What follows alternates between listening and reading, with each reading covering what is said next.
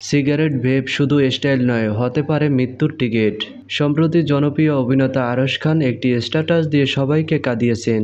নিজের জীবন থেকে নেওয়া কঠিন অভিজ্ঞতা শেয়ার করে তিনি সতর্ক করছেন আমাদের, বিশেষ করে তরুণ প্রজন্মকে।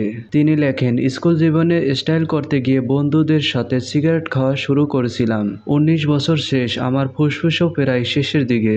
এই লাইনটা কেবল একটি অভিজ্ঞতা নয়, এটা এক ধরনের আর্তনাদ। সিগারেট ছাড়ার চেষ্টা করতে গিয়ে আরশ ধরলেন ভেপ। ভেবেছিলেন এটা হয়তো কম ক্ষতিকর, কিন্তু বাস্তবে ঠিক তার উল্টোটা। তিনি লিখেছেন, গত 19 বছরে যা ফুসফুসে 12টা বেজেছিল তার 3 গুণ বেড়েছে গত 6 মাসে। তিনি আরও জানান, ভেপের দ্বারা ফুসফুসের যে ক্ষতি হয় তার কোনো চিকিৎসা নেই। ফুসফুসের যে অংশে একবার অকেজ হয়ে যায় তা সারা জীবন অকেজ থেকে যায়। আরশ খানের স্ট্যাটাসে হৃদয়স্পর্শী একটি কথা। সিগারেট এমনই একটি প্রেমিকা যাকে ছাড়লে একদম ছাড়তে হবে।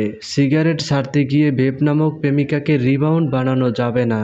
বন্ধুরা, এই কথাগুলো শুধু আরশ খানের নয়, এটা হাজারো মানুষের বাস্তব। একটু স্টাইল করতে গিয়ে যদি জীবনটাই শেষ হয়ে যায়, তাহলে কিসের স্টাইল, কিসের স্মার্টনেস? বিশেষজ্ঞরা বলেন, ধূমপান ছেড়ে দিলে যদি বড় কোনো ক্ষত না থাকে, তাহলে ফুসফুস স্বাভাবিক হতে সময় মাত্র 9 মাস লাগে। তবে কিছু ক্ষতি এমন থাকে যা কোনোদিন পূর্ণভাবে ঠিক হয় না। তোমার ফুসফুস তোমার জন্য, এটা কারো জন্য নয়। বিশেষ করে সুস্থ থাকার চেয়ে বড় স্টাইল নেই। এই ভিডিওটা যদি তোমার হৃদয় ছুঁয়ে যায়, তাহলে একটা কাজ করো, ভিডিওটা বন্ধুদের সাথে শেয়ার করো। আর যারা এখনো ধূমপান বা ভেপিং শুরু করেনি তাদের সাবধান করো। তোমার একটা শেয়ার হয়তো কারো জীবন বাঁচতে পারে।